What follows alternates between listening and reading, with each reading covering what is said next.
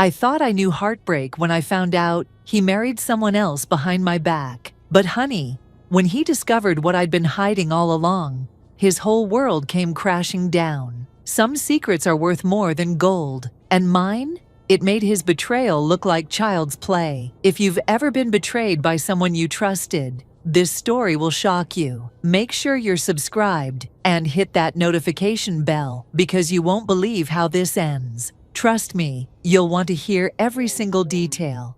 My name is Tasha, and let me tell you about the day my entire world flipped upside down, then right side up again, in the most unexpected way. 3 years ago, I thought I had found my forever person. His name was Michael, and he was everything I thought I wanted in a man. Successful businessman, charming smile, knew how to make me laugh until my stomach hurt. We had been together for 3 beautiful years, and I was convinced this was it for me. We used to spend Sunday mornings in bed, talking about our future. He'd trace patterns on my back while we planned our dream wedding, discussed names for our future kids, and looked at houses online. I remember one particular morning when he showed me this beautiful colonial house with a wraparound porch, and he said, "This is where we're going to grow old together, baby." I believed every single word that came out of his mouth. But you know what they say about things that seem too good to be true. Looking back now, there were signs, red flags, waving right in my face that I chose to ignore because I was so in love. I couldn't see straight. The late nights at the office became more frequent. His phone calls became secretive, with him stepping out of the room or lowering his voice when I walked by. Those business trips that seemed to pop up out of nowhere, always to cities I'd never heard him mention before. When I'd ask about his day, his stories started getting shorter, more vague. Just work stuff, baby. Nothing you'd find interesting. But the Michael I fell in love with used to tell me everything. Every funny story from his office, every frustrating client meeting, every small victory. Suddenly, his life became this closed book, and I was no longer invited to read the pages. I started feeling crazy, questioning my own intuition. Was I being paranoid? Was I one of those girlfriends who couldn't trust their man? My friends would tell me I was overthinking, that successful men just had demanding careers. So I pushed down that uncomfortable feeling in my stomach and chose to trust the man I loved. The discovery came in the most unexpected way, as these things usually do. I was scrolling through Instagram on a random Tuesday evening, just mindlessly looking at posts, when I saw a picture that made my blood freeze. It was posted by Christina, a mutual friend from college who I barely kept in touch with. The caption read, "Beautiful wedding yesterday, so happy for the lovely couple." And there he was, my Michael, my man who I had just talked to that morning about what we wanted for dinner. Standing at an altar in a black tuxedo, kissing a woman in a white wedding dress, a woman who definitely was not me. I stared at that phone screen for what felt like hours, but was probably only minutes. My hands started shaking so badly I could barely hold the phone. I kept refreshing the page, thinking maybe it was some kind of mistake, some weird glitch, maybe someone who just looked like Michael. But no, it was him. Those were his hands I knew so well, holding another woman's waist. That was his smile I had kissed 1,000 times, beaming at someone else on what was supposed to be the happiest day of their life. The woman in the dress was beautiful, I'll give her that. Tall, elegant, with perfectly styled hair and a smile that looked like it belonged in a magazine. She looked like the kind of woman who had never had a hair out of place in her entire life. Everything about the photo screamed expensive, from the flowers to the venue, to the dress that probably cost more than my car.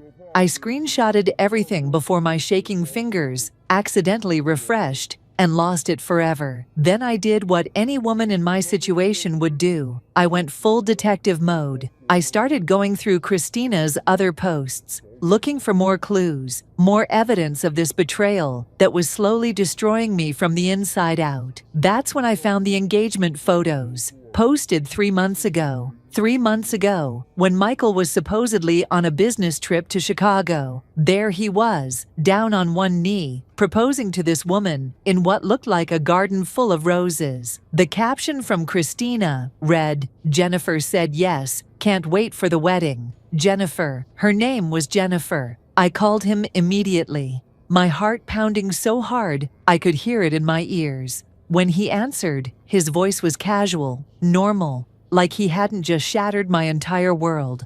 "Hey baby, what's up? I'm just getting ready for bed." "Michael," I said, and my voice came out shakier than I wanted it to. "We need to talk."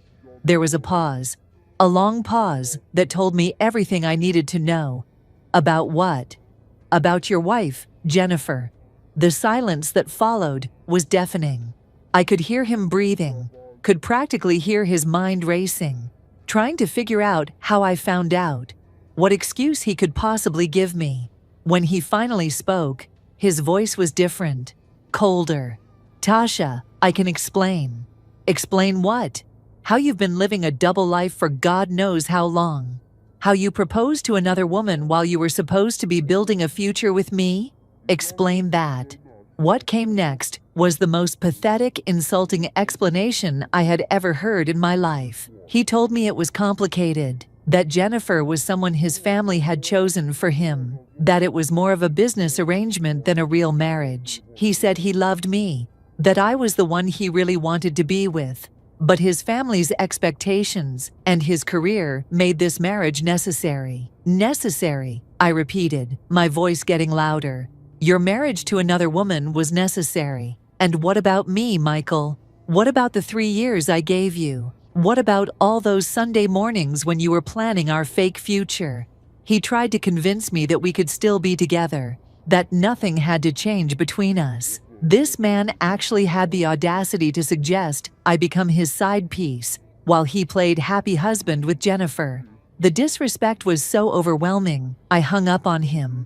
For the next few days, I was a complete mess. I called in sick to work and stayed in bed, crying until I had no tears left. I went through every stage of grief you can imagine. Denial, thinking maybe I had misunderstood something. Anger, wanting to burn down his whole world. Bargaining, wondering if there was some way to fix this, to make him choose me. Depression, feeling like I would never be enough for anyone. But then something shifted. The anger started to fuel something else, something stronger. I decided I needed to know everything. Who was this Jennifer? How long had this been going on? What else had he been lying about?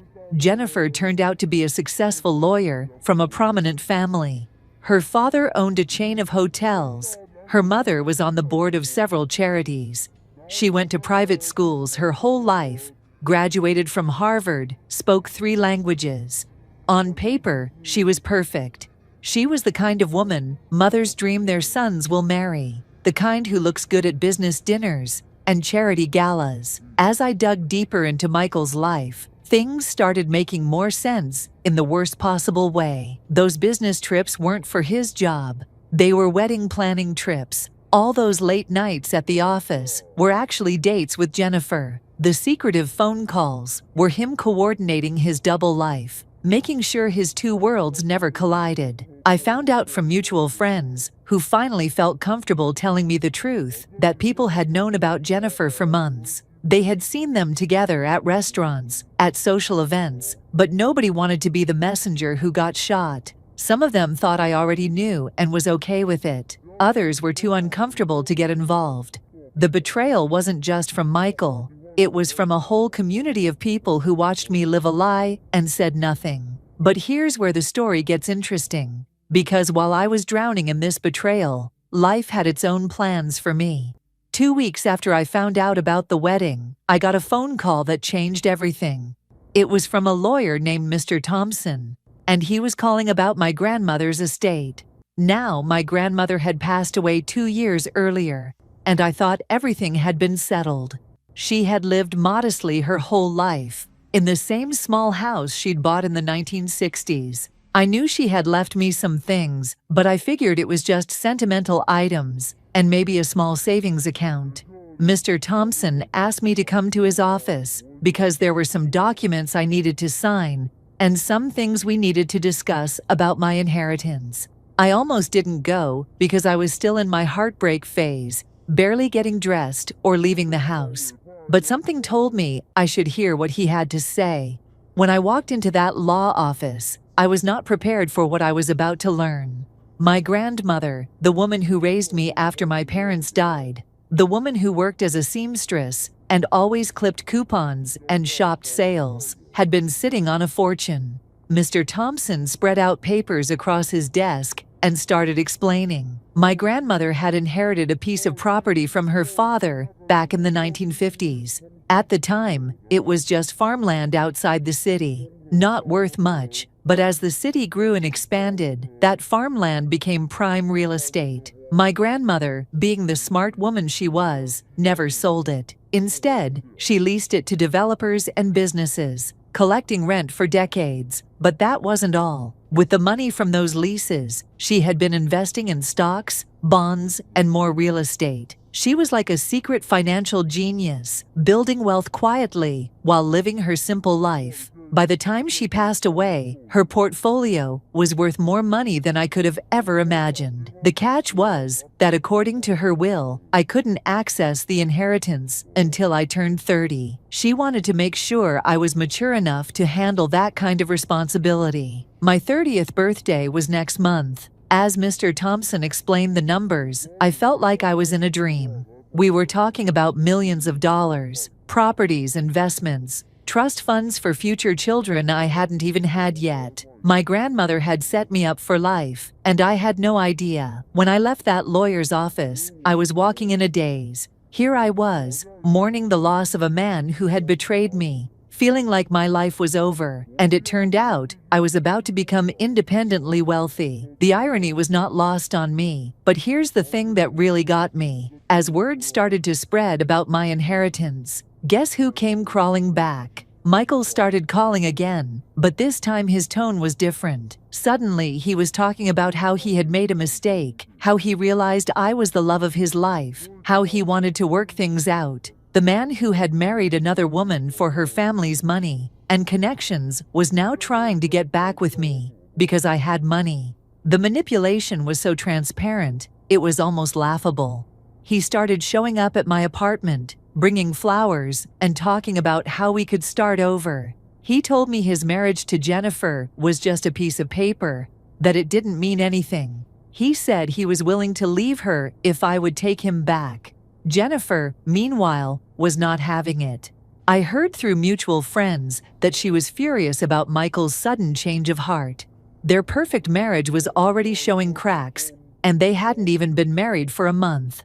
But I was different now. The heartbreak had changed me, made me stronger. The inheritance had given me options I never thought I'd have. For the first time in my life, I didn't need anyone.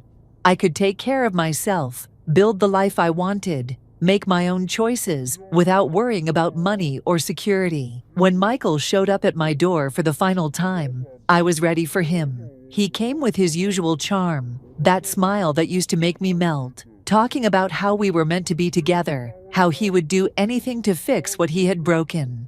I looked at this man who I used to love with everything in me, and I felt nothing but pity. "Michael," I said, "do you want to know a secret?" He nodded eagerly, probably thinking I was about to forgive him, take him back, rescue him from the mess he had made of his life. "I knew about the inheritance before you left me." His face went completely blank. "What?" "I found out about my grandmother's money a week before I discovered your wedding photos. I was waiting to tell you, wanted to surprise you with the news. But then I saw you kissing your wife, and I realized something important." He was staring at me like I was speaking a foreign language. "I realized that if you truly loved me, money wouldn't matter. If you were really committed to building a life with me, you wouldn't have married someone else for financial security. So I decided to stay quiet and see what you would do." "Tasha, you failed the test, Michael. You showed me exactly who you are when you think nobody's watching. You're the kind of man who will betray the woman he claims to love for money and status. And now that you know I have both, You want me back. I could see him trying to process this, trying to find words that would fix this situation, but there were no words. Here's what's going to happen, I continued. I'm going to use my inheritance to build the life I deserve. I'm going to start the business I've always dreamed of, travel to places I've always wanted to see, and find someone who loves me for me, not for what I can give them. And you're going to go back to your wife and figure out how to make your marriage work, because I'm done being your backup plan. 6 months later, my life looks completely different. I used part of my inheritance to start a consulting business that's already thriving. I bought myself a beautiful house with that wraparound porch Michael had shown me, except this one is all mine. I've traveled to 3 countries, learned to speak French, and started dating a man who knew me before he knew about my money. Michael, well, let's just say his marriage to Jennifer isn't going as smoothly as their wedding photos suggested. Turns out, when you marry someone for the wrong reasons, it's hard to build something real. I heard they're in counseling, trying to save a relationship that was never built on love in the first place. The funny thing about betrayal is that sometimes it's exactly what you need to discover your own strength. If Michael had never left me, I might have spent my whole life thinking I needed him to be complete. Instead, his betrayal forced me to stand on my own, and I discovered I was stronger than I ever imagined. Sometimes the best revenge isn't getting back at someone who hurt you. Sometimes it's building a life so beautiful, so fulfilling, that you forget why you were angry in the first place. Sometimes it's realizing that their betrayal wasn't your loss, it was your liberation. If this story taught you anything, let it be this: know your worth and never settle for less. What would you have done in Tasha's situation? Drop your thoughts in the comments below. And if you loved this story, smash that like button and subscribe for more real-life drama that'll keep you on the edge of your seat. Hit the notification bell so you never miss when I drop these jaw-dropping stories. Trust me, I've got more secrets to spill.